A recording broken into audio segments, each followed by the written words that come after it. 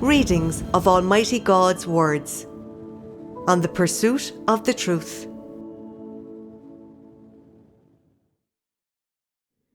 What it means to pursue the truth. 4.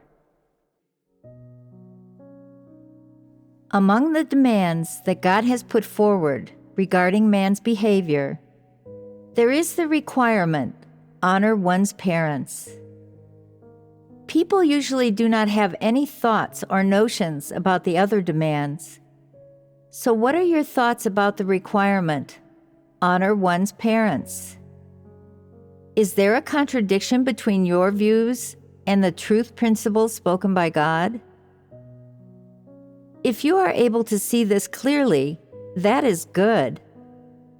Those who do not understand the truth, who only know how to follow rules and spout the words and phrases of doctrine, lack discernment. When they read God's words, they always harbor human notions. They always feel that there are some contradictions, and they cannot see His words clearly. Whereas those who understand the truth do not find any contradictions in God's words.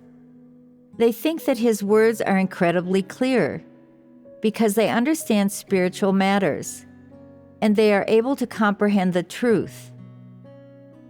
Sometimes you cannot see God's words clearly, and you cannot ask any questions. If you do not ask any questions, it seems as though you do not have any problems. But in actuality, you have many problems and many difficulties. You just are not aware of this. This shows that your stature is too small. First, let us look at God's requirement that people must honor their parents. Is this requirement right or wrong? Should people abide by it or not? They should. This is certain, and it cannot be denied. There is no need to hesitate or ponder on this. This requirement is right. What is right about it? Why did God put forward this requirement? What does the honoring one's parents that God speaks of refer to? Do you know? You do not. Why do you always not know?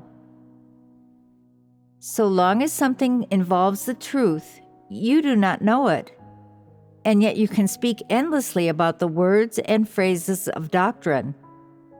What is the problem here? How do you practice these words of God then? Does this not involve the truth? When you see that there is a phrase of God's words that says, "You must honor your parents," you think to yourself, God is asking me to honor my parents, so I'll have to honor them then. And you begin to do this.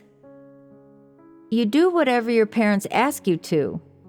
When your parents are sick, you serve them by their bedside, pouring them something to drink, cooking them something nice to eat, and at holidays you buy your parents things they like as gifts. When you see that they are tired, you rub their shoulders and massage their backs. And whenever they have a problem, you are able to think of a solution to resolve it. Because of all this, your parents feel very satisfied with you. You are honoring your parents, practicing according to God's words, and living out normal humanity. So you feel steady at heart and think, look, my parents say that I've changed since I began believing in God. They say that I'm able to honor them now, and that I'm more sensible. They're really pleased, and they think that believing in God is great, because not only do sons and daughters who believe in God honor their parents, they also walk the right path in life and live out human likeness. They're much better than unbelievers. After coming to believe in God, I have begun practicing according to God's words and acting according to His requirements. And my parents are really happy to see this change in me. I feel so proud of myself. I'm bringing glory to God. God surely must be satisfied with me. And He will say that I am a person who honors their parents and possesses saintly decency. One day, the church arranges for you to go elsewhere to spread the gospel. And it is possible that you will not be able to return home for a long time. You agree to go, feeling that you cannot set aside God's commission, and believing that you must both honor your parents at home and uphold God's commission outside of it. But when you discuss the matter with your parents, they become enraged and say, "You disobedient child. We have worked so hard to raise you, and now you're just up and leaving. When you're gone, who's going to take care of an old couple like us? If we get sick, or if there's some kind of disaster, who's going to take us to the hospital?" They do not agree to your departure, and you worry. God tells us to honor our parents, but my parents won't let me go and do my duty. If I obey them, I have to set God's commission aside, and God will not like that. But if I obey God and go and do my duty, my parents will be unhappy. What am I supposed to do? You ponder and ponder. Since God put forward the requirement that people must honor their parents first, I'll uphold that demand. I don't need to go away and do my duty. You set aside your duty and choose to honor your parents at home, but you do not feel steady at heart. You feel that though you have honored your parents, you have not fulfilled your duty, and you think that you have let God down. How can this problem be resolved? You should pray to God and seek the truth until one day you understand the truth and realize that doing your duty is the most important thing. Then you will naturally be able to leave home and fulfill your duty. Some people say, God wants me to do my duty, and He also wants me to honor my parents. Is there not a contradiction and a conflict here? How on earth am I supposed to practice? Honoring one's parents is a requirement that God put forward regarding man's behavior. But is renouncing everything to follow God and completing God's commission not God's requirement? Is it not even more what God demands? Is it not even more the practice of the truth? What should you do if these two requirements clash? Some people say, so I have to honor my parents and complete God's commission, and I have to abide by God's words and practice the truth. Well, that's easy. I'll get everything settled at home, prepare all of my parents' living necessities, hire a nurse, and then go out to perform my duty. I'll be sure to return once a week. I'll check that my parents are all right, and then I'll leave. If something is wrong, I'll just stay for 2 days. I can't always be away from them and never come back. And I can't stay at home forever and never go out to do my duty. Is this not the best of both worlds? What do you think of this solution? It is an imagining. It is not realistic. So when you encounter this kind of situation, how exactly should you act in line with the truth? It's impossible to get the best of both worlds when it comes to loyalty and filial piety. I must put my duty first. God told people to honor their parents first, and afterward, God put forward higher requirements for people with regard to them practicing the truth, performing their duties, and following the way of God. Which of these should you adhere to? The higher requirements.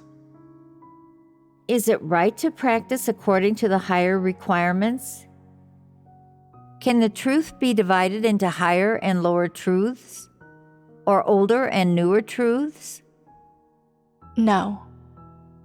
So when you practice the truth, what should you practice according to? What does it mean to practice the truth? Handling matters according to the principles. Handling matters according to the principles is the most important thing. Practicing the truth means practicing God's words in different times, places, environments, and contexts. It is not about obstinately applying rules to things. It is about upholding the truth principles. That is what it means to practice the truth. So there is simply no conflict between practicing God's words and abiding by the requirements put forward by God. To put it more concretely, there is no conflict at all between honoring your parents and completing the commission and duty that God has given you. Which of these are God's current words and requirements? You should consider this question first. God demands different things of different people. He has distinct requirements for them. Those who serve as leaders and workers have been called by God, so they must renounce, and they cannot stay with their parents, honoring them. They should accept God's commission and renounce everything to follow Him. That is one kind of situation. Regular followers have not been called upon by God, so they can stay with their parents and honor them. There are no rewards for doing this, and they will not gain any blessings as a result of it. But if they do not show filial piety, then they lack humanity. In fact, honoring one's parents is just a kind of responsibility, and it falls short of the practice of the truth. It is obeying God that is the practice of the truth. It is accepting God's commission that is a manifestation of obedience to God. And it is those who renounce everything to do their duties who are followers of God. In sum, the most important task that lies before you is to perform your duty well. That is the practice of the truth, and it is a manifestation of obedience to God. So what is the truth that people should primarily practice now? Performing one's duty. That is right. Loyally performing one's duty is practicing the truth.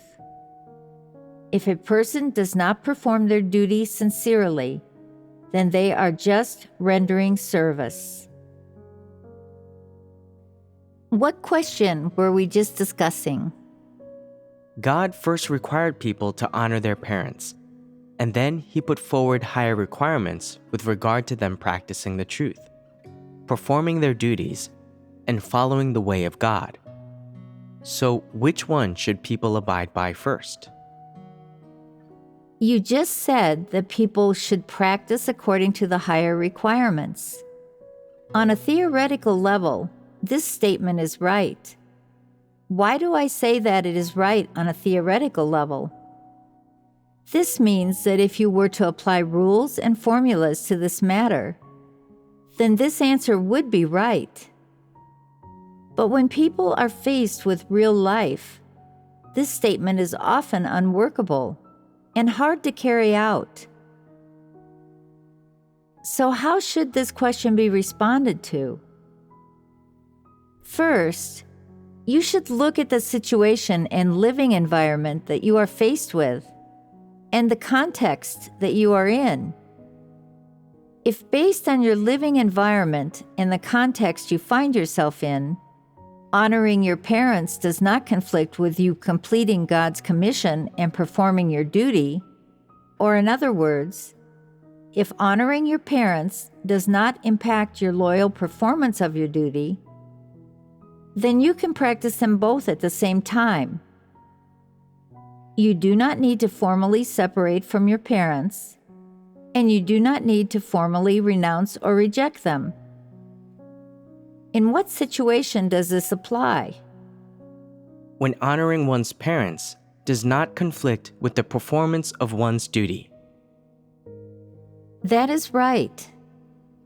In other words, if your parents do not try to hinder your belief in God, and they are also believers, and they really support and encourage you to perform your duty loyally and complete God's commission, then your relationship with your parents is not a fleshly relationship between relatives, in the regular sense of the word, and it is a relationship between brothers and sisters of the church.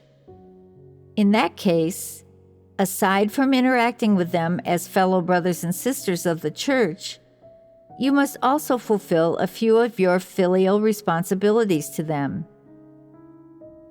You must show them a bit of extra concern.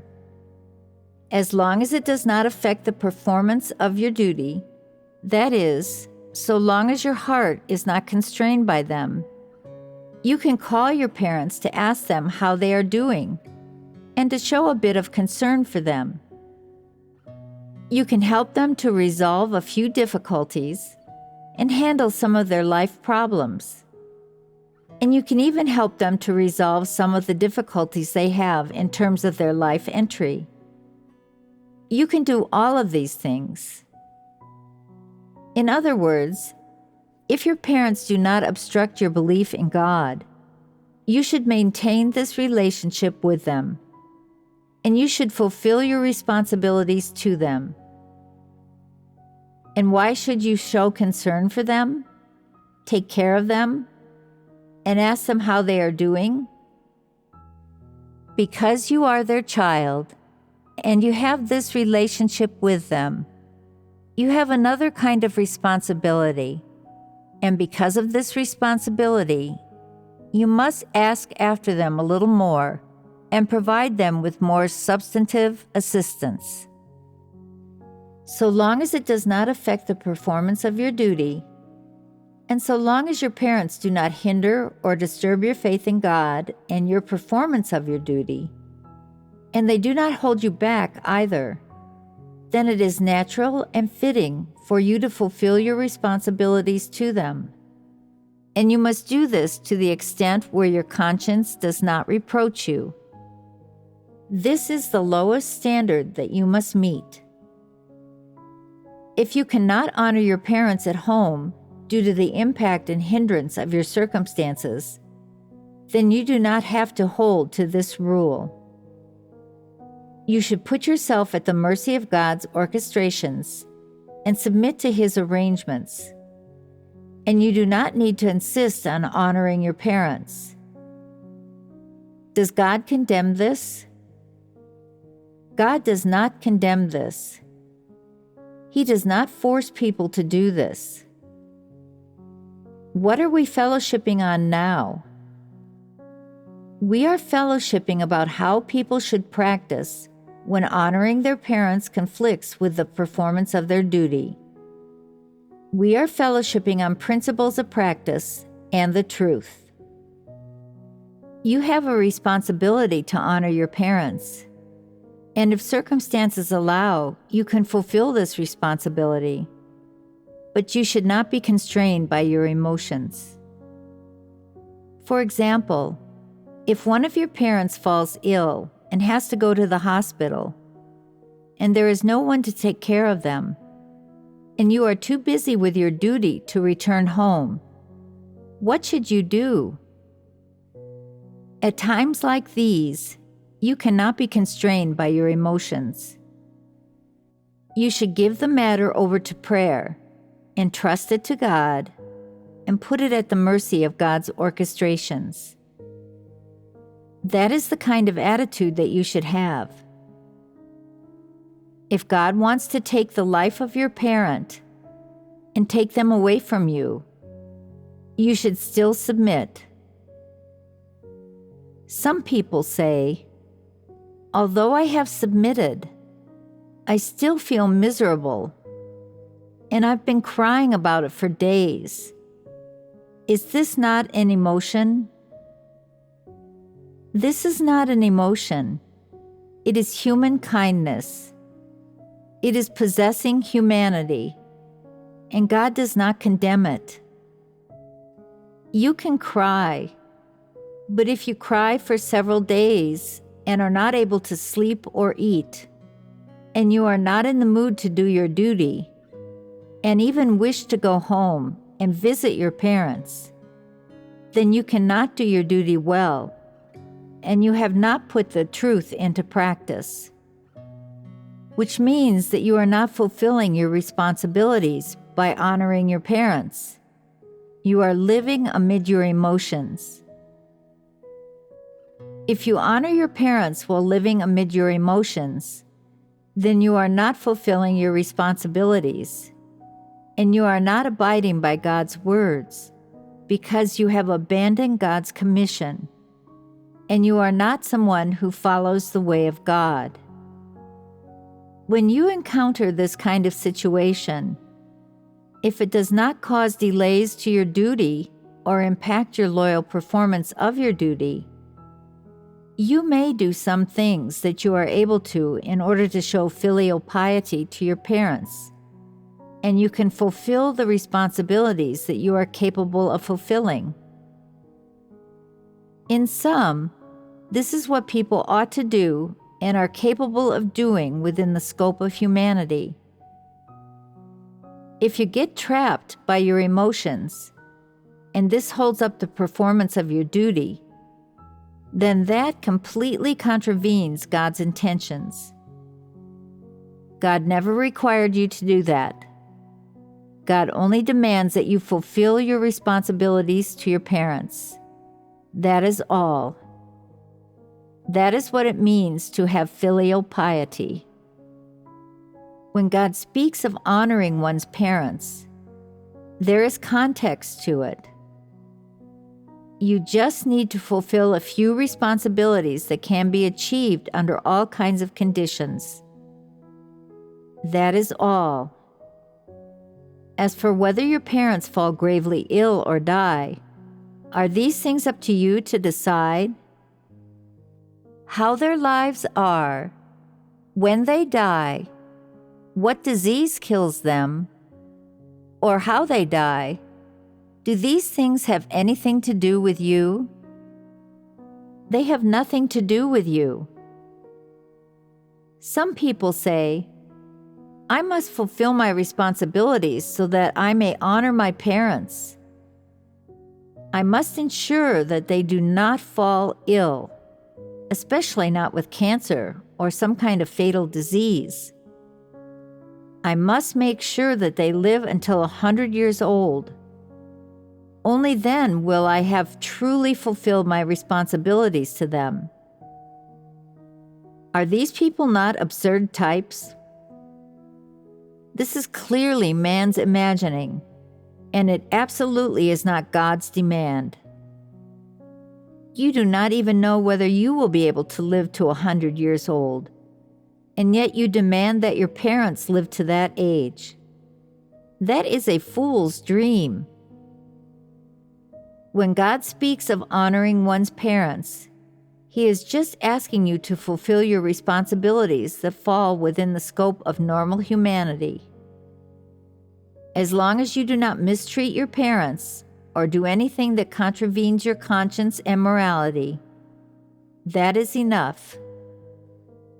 Is this not in line with God's words?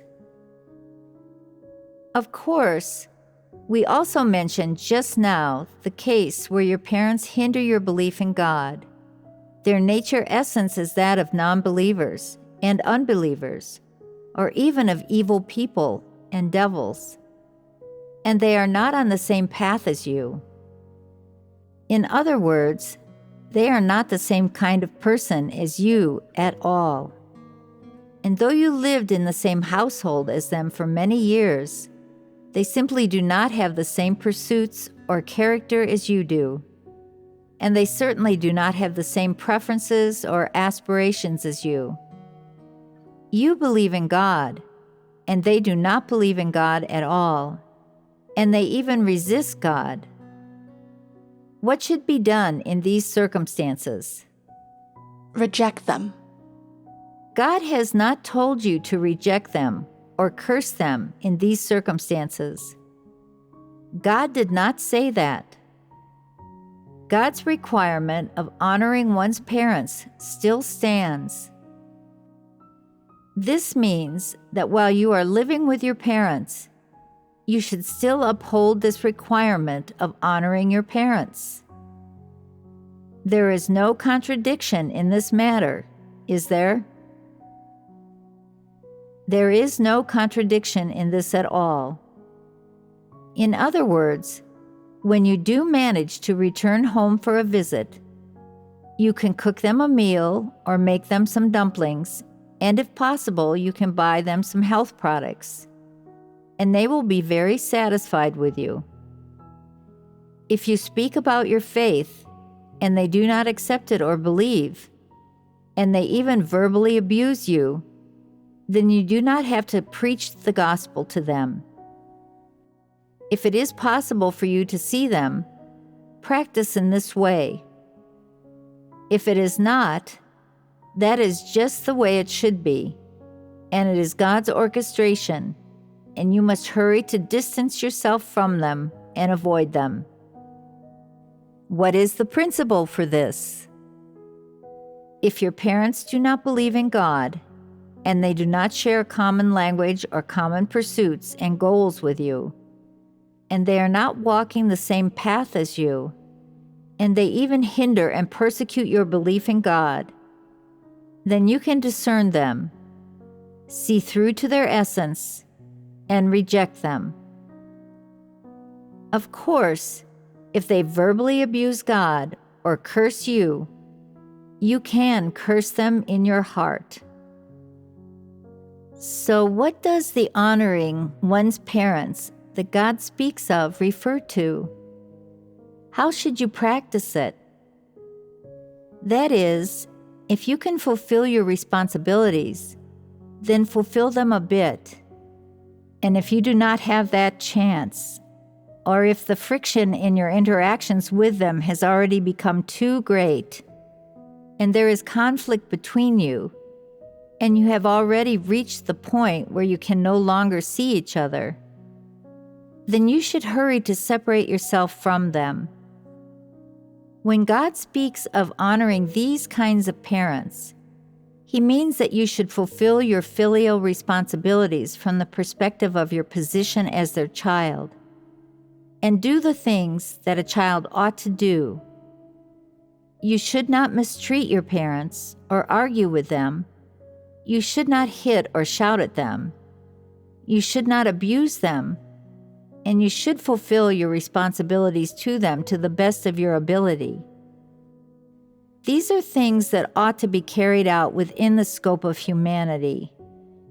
These are the principles that one should practice with regard to honoring one's parents. Are they not easy to carry out? You do not need to deal with your parents hot-headedly, saying, "You devils and non-believers, God curses you to the lake of fire and brimstone and the bottomless pit. He will send you to the 18th level of hell." That is not necessary. You do not need to go to this extreme. If circumstances allow, and if the situation requires it, you can fulfill your filial responsibilities to your parents. If this is not necessary, or if circumstances do not allow it, and it is not possible, you can dispense with this obligation. All you need to do is fulfill your filial responsibilities when you meet with your parents and interact with them. When you have done that, You have completed your task. What do you think of this principle? There must be principles to how you treat all people, including your parents. You cannot act impetuously, and you cannot verbally abuse your parents just because they persecute your belief in God. There are so many people in the world who do not believe in God. There are so many unbelievers, and there are so many people who insult God. Are you going to go curse and shout at all of them? If not, then you should not shout at your parents either. If you shout at your parents but not at those other people, then you are living amid hot-headedness, and God does not like this. Do not think that God will be satisfied with you if you verbally abuse and curse your parents without good cause, saying that they are devils, a living Satan, and Satan's lackeys, and cursing them to hell. That is just not the case. God will not find you acceptable or say that you have humanity because of this false display of proactivity. Instead, God will say that your actions carry with them emotions and hot-headedness. God will not like you acting in this way. It is too extreme and it does not accord with His will. There must be principles to how you treat all people, including your parents, regardless of whether they believe in God or not, and regardless of whether or not they are evil people. You must treat them with principles. God has told man this principle. It is about treating others fairly. It is just that people have an extra degree of responsibility toward their parents. All you need to do is fulfill this responsibility. Regardless of whether your parents are believers or not, regardless of whether they pursue their belief or not, regardless of whether their outlook on life and their humanity line up with yours or not, you just need to fulfill your responsibility to them. You do not need to avoid them. Just let everything take its natural course, according to God's orchestrations and arrangements. If they hinder your belief in God, then you should still fulfill your filial responsibilities to the best of your ability, so that your conscience at least does not feel indebted to them. If they do not hinder you, and they support your belief in God, then you should also practice according to the principles, treating them well when it is fitting to do so.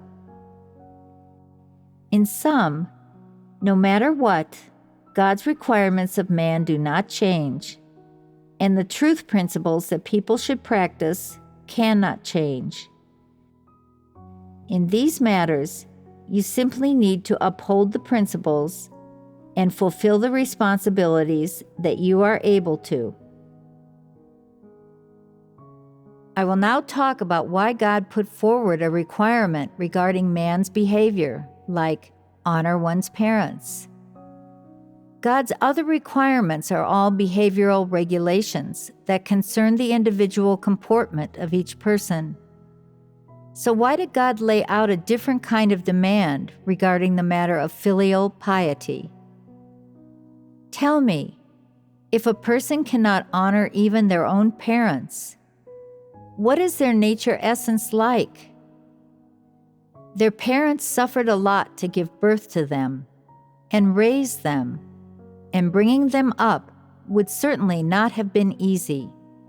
And actually, they do not expect that their child will bring them great happiness or contentment. They just hope that after their child grows up, they will live a happy life, and that they will not have to worry about them too much. But their child does not strive or work hard, and they do not live well. They still rely on their parents to take care of them. And they have become a leech, who not only does not honor their parents, but also wishes to bully and blackmail their parents out of their property. If they are capable of carrying out this kind of vile behavior, what sort of person are they? They do not fulfill any of their responsibilities to the people who birthed and raised them, and they do not feel guilty about it at all. If you look at them from this perspective, do they have a conscience? They will hit and verbally abuse anyone, their parents included. They treat their parents just like anybody else, hitting them and verbally abusing them at whim. When they feel unhappy, they take out their anger on their parents, smashing bowls and plates and terrifying them. Does a person like this possess reason? If someone does not possess conscience or reason and is capable of casually abusing even their own parents, then are they a person? No. What are they then? They are a beast. Is this statement accurate? In fact, if a person fulfills some of their responsibilities to their parents and cares for them and loves them dearly, are these not things that people with normal humanity ought to possess as a matter of course? If a person were to mistreat and abuse their parents, could their conscience accept it? Could a normal person do something like that? People who possess conscience and reason could not do this. If they were to anger their parents, they would feel miserable for several days. Some people have fiery tempers, and they may get mad at their parents in a moment of desperation. But after they do, their conscience will reproach them, and even if they do not apologize, they will not do it again. This is something that people with normal humanity ought to possess, and it is an outpouring of normal humanity. Those who do not possess humanity can abuse their parents in any way without feeling anything, and that is what they do. If their parents hit them once when they were a child, they will remember it for the rest of their life. And after they grow up, they will still wish to strike their parents and hit them back. Most people will not strike back when their parents hit them as a child.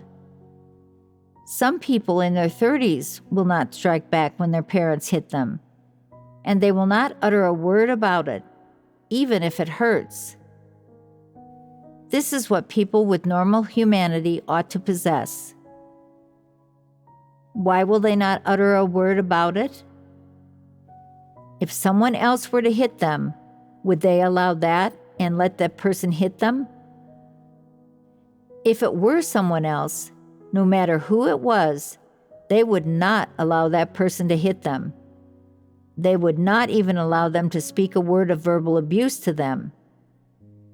So why do they not strike back or get angry no matter how their parents hit them?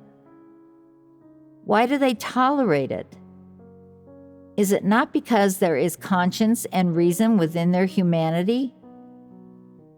They think to themselves, my parents raised me. Even though it's not right for them to hit me, I must bear it. Besides, it was me who made them angry, so I deserve to be hit. They're only doing it because I disobeyed them and made them angry. I deserve to be hit. I won't ever do this again. Is this not the reason that people with normal humanity ought to possess? It is this reason of normal humanity that allows them to endure their parents treating them in this way.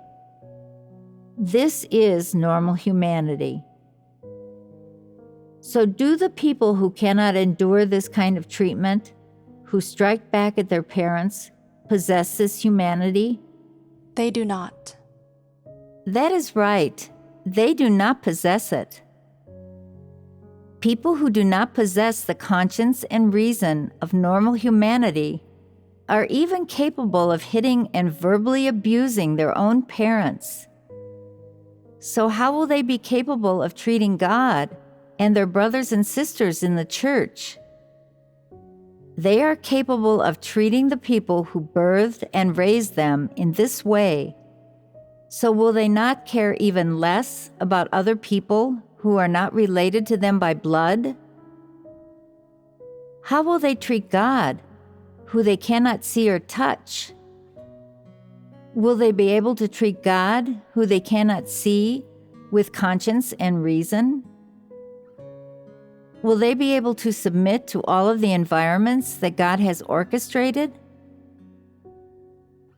If God were to deal with and prune them, or judge and chastise them, would they resist Him? Yes. Consider this. What function do a person's conscience and reason serve? To a certain extent, a person's conscience and reason can restrain and regulate their behavior. It enables them to have the correct attitude and to make the correct choices when things happen to them, and to approach everything that befalls them with their conscience and reason. Most of the time, acting based on conscience and reason will allow people to avoid a great deal of misfortune. Of course, people who pursue the truth are able to choose to walk the path of pursuing the truth upon this foundation, entering into the truth reality and submitting to God's orchestrations and arrangements. Those who do not pursue the truth lack humanity, and they do not possess this kind of conscience and reason. The consequences of this are dire. They are capable of doing anything to God, just like how the Pharisees treated the Lord Jesus. They are capable of insulting God, taking revenge on God, blaspheming God, or even accusing and betraying God. This problem is very serious. Does this not spell trouble? People who lack the reason of humanity often take revenge on others by means of their hot-headedness. They are not restrained by the reason of humanity, so it is easy for them to develop some extreme thoughts and views, and to then engage in some extreme behavior, and to act in many ways that are devoid of conscience and reason, and ultimately, the consequences of this get completely out of hand. I have more or less finished fellowshipping on honoring one's parents and the practice of the truth. In the end, it comes down to humanity. Why did God put forward a demand like honor one's parents? Because it relates to man's comportment. In one respect, God uses this demand to regulate man's behavior, and at the same time, He tests and defines people's humanity with it. If a person does not treat their own parents with conscience and reason, then they certainly do not have humanity. Some people say, what if their parents don't have good humanity and haven't completely fulfilled their responsibilities to their child? Should that person still show filial piety to them? If they possess a conscience and reason, then as a daughter or a son, they will not abuse their parents. People who abuse their parents absolutely do not possess conscience and reason. So no matter what requirement God puts forward, whether it relates to the attitude with which people treat their parents or to the humanity that people usually live out and reveal. In any case, since God has laid out these approaches concerning external behaviors, He must have His own reasons and objectives for doing so. Although these behavioral requirements put forward by God are still somewhat removed from the truth, they are nevertheless standards that God has set out to regulate man's behavior. They are all significant, and they are still valid today. I just fellowshipped on the various connections and differences between the behavioral criteria that God has put forward for man and the truths that He demands. At this point, have we not more or less finished fellowshipping on the good behaviors which are part of things that people believe to be right and good in their notions? After concluding our fellowship on this, we communed on some standards and sayings that God has put forward to regulate man's behavior and what man lives out. And we listed some examples.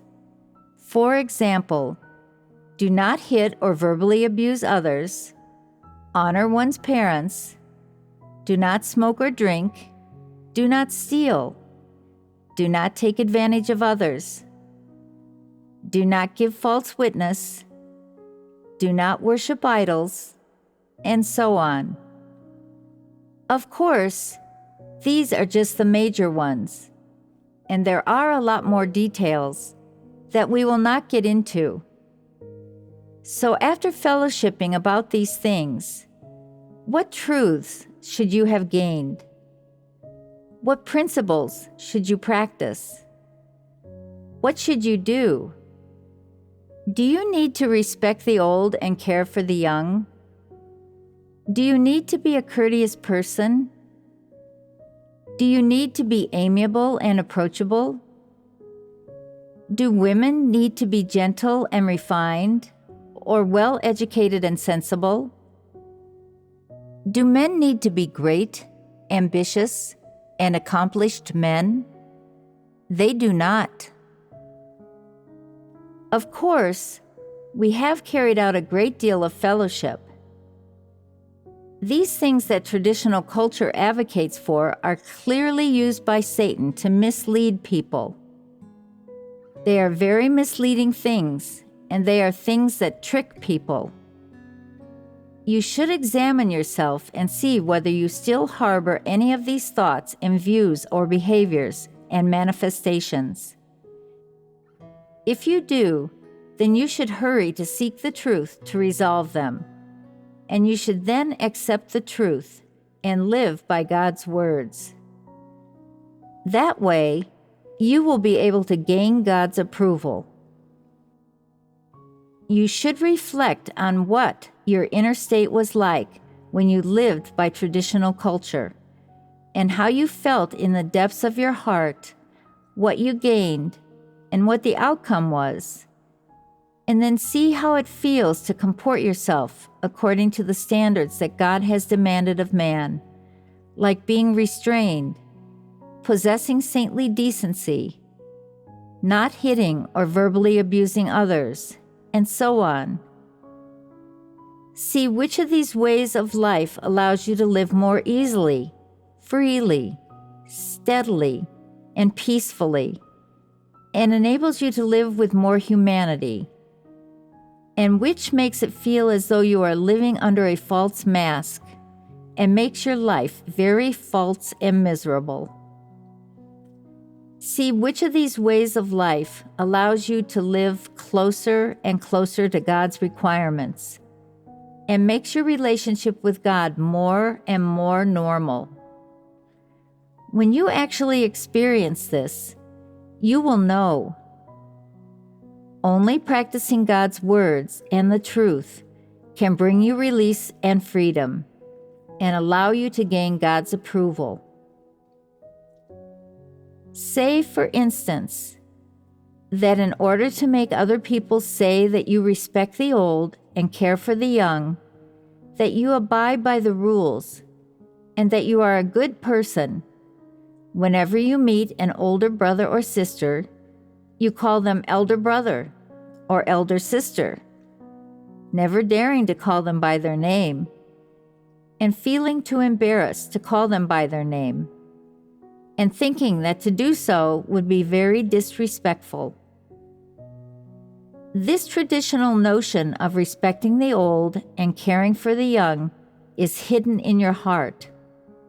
So when you see an old person, you act very gentle and kind, and as if you are very rule-abiding and cultured, and you cannot help but bend at the waist from a 15-degree angle to a 90-degree angle. You treat older people respectfully. The older the person in front of you is, the more well-behaved you pretend to be. Is being well-behaved like this a good thing? It is living without a backbone and without dignity. When people like this see a young child, they act cute and playful, just like a child.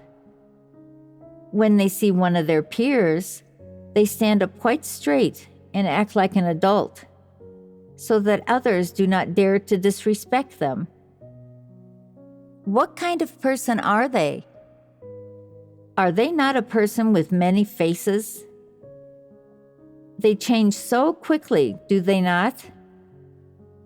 When they see an old person, they call them elder grandpa or elder grandma. When they see someone a bit older than them, they call them uncle, auntie, older brother, or older sister. When they meet someone younger than them, they call them little brother or little sister. They give people different titles and nicknames according to their ages, and they use these forms of address very precisely and accurately. These things have taken root in their bones, and they are able to employ them with great ease. Especially after they come to believe in God, they feel even more convinced that now I'm a believer in God, I must be rule-abiding and cultured. I must be well-educated and sensible. I can't break the rules or be rebellious like those unbelieving problem youths. People will not like that. If I want everyone to like me, I have to respect the old and care for the young. So they regulate their behavior even more strictly, dividing people of different age groups into different levels, giving them all titles and nicknames, and then constantly putting this into practice in their daily lives. And then they think more and more that, look at me, I've really changed after coming to believe in God. I'm well educated, sensible, and courteous. I respect the old and care for the young, and I'm amiable. I'm really living with human likeness. I know how to call every person I meet by their proper title, no matter how old they are. I didn't need my parents to teach me this, and I didn't need the people around me to tell me to do it. I just knew how to do it. After practicing these good behaviors, they think that they really have humanity, that they are really rule-abiding, and that God must like this. Are they not deluding themselves and others? From now on, you must abandon these things. Before, I told the story of Dao Ming and Zhao Ming. That story was related to respecting the old and caring for the young, was it not? When some people see an old person, they think that calling them elder brother or elder sister is not gracious enough, and that it will not make people think that they are cultured enough. So they call them elder grandpa or elder auntie. It seems that you have given them enough respect, and where does your respect for them come from? You do not have the face of a person who respects others. You have a frightening and ferocious, brash, and arrogant look to you, and you are more arrogant in your actions than any other person.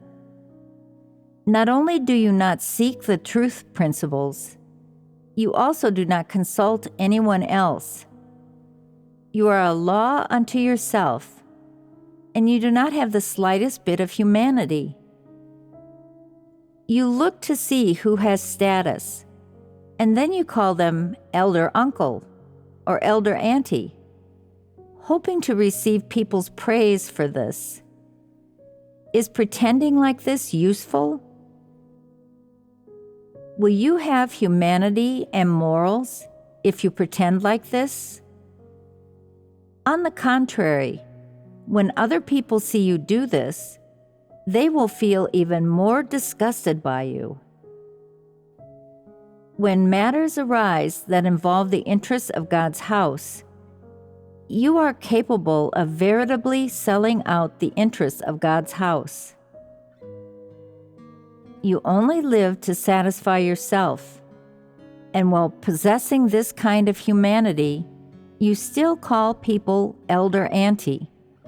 Is this not pretense? You really are good at pretending. Tell me, are people like this not disgusting? People like this are always selling out the interests of God's house. They do not protect them at all. They bite the hand that feeds them, and they do not deserve to live in God's house.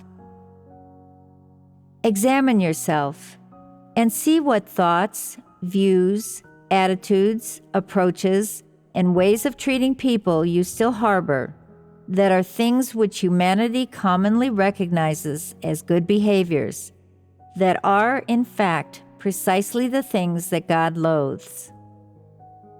You should hurry to let go of these worthless things, and you absolutely must not cling to them. Some people say, "What's wrong with acting like that?"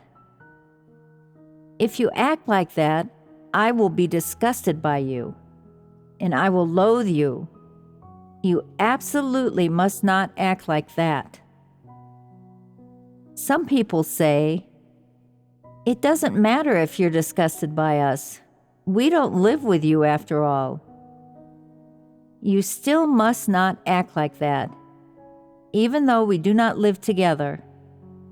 I will feel disgusted by you because you are not able to accept or practice the truth, which means that you cannot be saved. Therefore, it would be better if you abandoned those things as soon as possible. Do not pretend and do not live behind a false mask. I think that Western people are very normal in this regard. For example, in America, you just need to call people by their names. You do not need to awkwardly call this person grandpa and that person grandma, and you do not have to worry about people judging you. You can just call people by their names in a dignified way, and when people hear you do so, they will feel very happy, both adults and children alike, and they will think that you are being respectful. By contrast, if you know their name and you still call them sir or auntie, they will not be happy, and they will give you the cold shoulder, and you will find this very strange. Western culture is different from Chinese traditional culture. Chinese people have been indoctrinated and influenced by traditional culture, and they always want to stand on up high, to be the elder in the group, and to make other people respect them. It is not enough for them to be called grandpa or grandma. They want people to add an elder in front of that and call them elder grandpa, elder grandma, or elder uncle. Then there is also big auntie or big uncle. if they are not called elder. Then they want to be called big. Are people like this not disgusting? What kind of disposition is this? Is it not wretched? It is so disgusting. Not only are these kinds of people incapable of gaining others' respect, other people loathe and disdain them, and they distance themselves from them and reject them. So there is a reason why God exposes these aspects of traditional culture and hates these things. It is because these things contain Satan's tricks and its disposition, and they can impact the methods and direction of a person's comportment. Of course, they can also impact the perspective from which a person views people and things, and at the same time, they also blind people and affect their ability to choose the right path. So should people not abandon these things? Chinese people have been very deeply influenced by traditional culture. Of course, every country in the world has its own traditional culture, and these traditional cultures only differ in small respects. Although some of their sayings are different from those of Chinese traditional culture, they are of the same nature. These sayings all exist because people have corrupt dispositions and lack normal humanity. So they use some very deceptive behaviors that appear on the surface to be good, that accord with man's notions and imaginings, that are easy for people to carry out, to package themselves, so that they appear very gentlemanly, noble, and respectable, and so that they seem to have dignity and integrity. But it is precisely these aspects of traditional culture that cloud people's eyes and trick them. And it is precisely these things that hinder people from living out true human likeness. Worse still, Satan uses these things to corrupt people's humanity and to lead them away from the right path. Is that not the case? God tells people not to steal, not to commit adultery, and so on. Whereas Satan tells people that they must be well educated and sensible, gentle and refined, courteous, and so on. Are these not precisely the opposite of the demands that God has put forward? Are they not deliberate contradictions of God's demands? Satan teaches people how to use external methods, behaviors, and what they live out to trick other people. What does God teach people? That they should not use external behaviors to falsely obtain the trust of other people, and that they should instead comport themselves based on His words and the truth. That way, they will become deserving of other people's trust and confidence. Only people such as these have humanity. Is there not a difference here? There is a vast difference. God tells you how to comport yourself, whereas Satan tells you how to pretend and how to trick other people. Is that not a big difference? So do you understand now what people should choose in the end? Which of these is the right path? God's words. That is right. God's words are the right path in life. No matter what kind of requirement God's words put forward regarding man's behavior, even if it is a rule, a commandment, or a law that God has spoken to man about, they are all undoubtedly correct, and people must abide by them. This is because God's words will always be the right path and positive things, whereas Satan's words trick and corrupt people. They contain Satan's schemes, and they are not the right path, no matter how much they accord with people's tastes or notions and imaginings. Do you understand this? How do you feel after hearing the content of today's fellowship? Does it relate to the truth? Did you understand this aspect of the truth before? Do you understand it clearly now? In sum, understanding these truths will be of benefit to people later on. It will be advantageous for their future pursuit of the truth, their living out of humanity, and the goal and direction of what they pursue in life.